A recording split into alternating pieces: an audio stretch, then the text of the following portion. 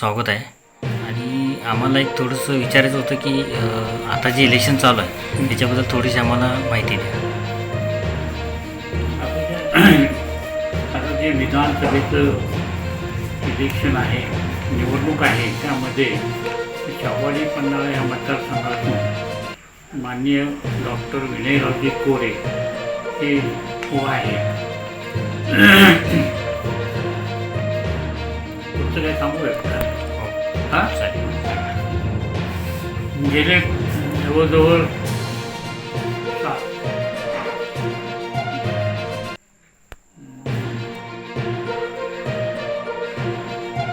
गेले 15-16 वर्षापासून कोरे साहेबांचा माझा अगदी जवळचा संबंध आलेला आहे.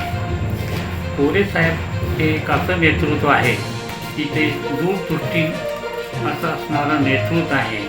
त्यामुळं मी 2007मध्ये कोरे पन्हाळा आणि शाहूवाडी मतदारसंघ ज्यावेळेला एकत्र गेला त्यावेळेला कोरे साहेबांच्या नेतृत्वाखाली मी पन्हाळा शाहूवाडी तालुक्यात शाहूवाडी पन्हाळा तालुक्यातील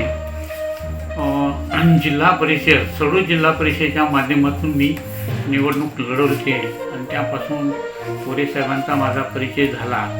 आणि आज आम्ही जवळजवळ अतिशय चांगल्या उत्कृष्ट प्रकारे काम त्यांचं केलेलं आहे. कोरे साहेब हे एक व्यक्ती अशी आहे की ती अतिशय दूरदृष्टी असणारी व्यक्ती आहे.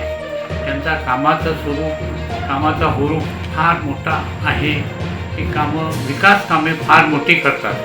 कोरे साहेबांच्या माध्यमातून विचार केला तर कोरे साहेब कधी गटातटाचं राजकारण जास्त करत नाहीत.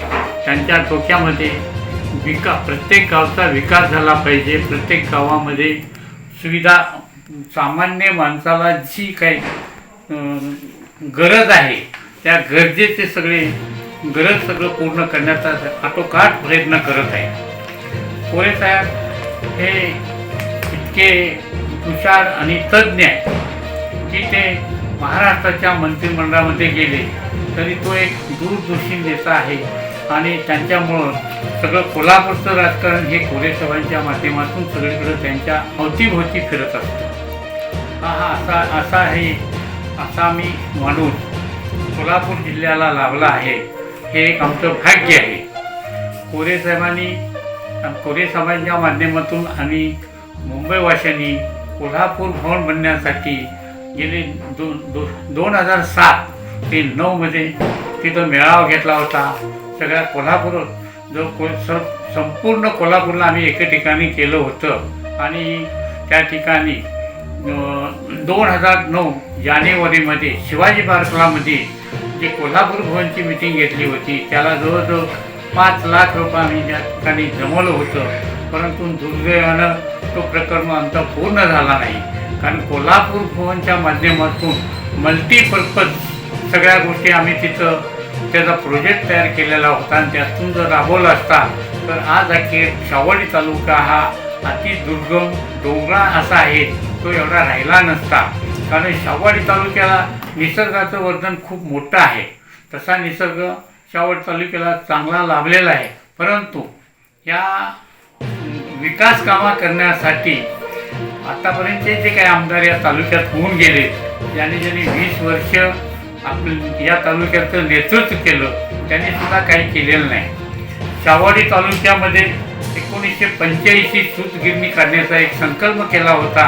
माननीय BY पाटील सरोडकर आमदार होते. त्यांच्या माध्यमातून जवळजवळ मी मुंबई शहरामधून 10 लाख रुपये जमा करून दिले. परंतु अजून तो प्रकल्प पूर्ण झालेला नाही. वास्तविक पाहता BY पाटील या तालुक्याचं काही तर भलं करतील म्हणून आम्ही त्यांच्या वतीनं सुद्धा महासंघ स्थापन केला आणि त्या माध्यमातून काम करत होतो. पण त्या माणसाकडे कुठल्याही प्रकारची दूरदृष्टी नसल्यामुळं शाहूवाडी तालुक्याचा ते काही विकास करू शकले नाहीत. त्यांच्या अगोदरचे सुद्धा जे काही आमदार आहेत त्यांनी सुद्धा या तालुक्याचं काय तसं भलं केलेलं नाही. परंतु जेव्हा कोरे साहेबांचं पाऊल या तालुक्यात पडलं त्यावेळेला कोरे साहेबांच्या माध्यमातून प्रत्येक वाड्या वस्तीवरती गावामध्ये शहरामध्ये सगळ्या सुविधा जनतेचा लोकांना जेवढ्या गरजा आहेत त्या गरजा पूर्ण होत चाललेल्या आहेत आणि पोरे साहेब हे इतकं उत्तुंग नेतृत्व आहे की आपल्या तालुक्याचं सोनं केल्याशिवाय कधीच राहणार नाही.